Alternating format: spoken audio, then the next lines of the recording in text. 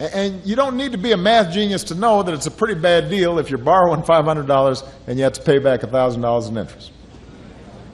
So I just met with faith leaders and consumer advocates and civil rights leaders here in Alabama who are coming together to change that. And I want to say that this is a bipartisan effort. You've got some very conservative folks here in Alabama who recognize that they're reading their Bible, they're saying, well, that ain't right. Right? I mean, they're saying, you know, the Bible's not wild about somebody charging $1,000 worth of interest on a $500 loan because it feels like you're taking advantage of somebody.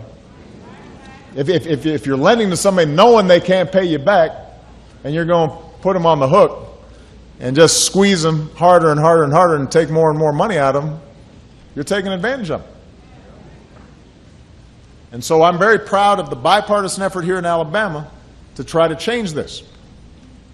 But I want everybody to know they're not going to have to fight alone, because at the federal level, the Consumer Finance Protection Bureau, the CFPB, announced today that it's going to take important steps towards protecting consumers from getting stuck into these cycles of debt. And the idea is pretty common sense.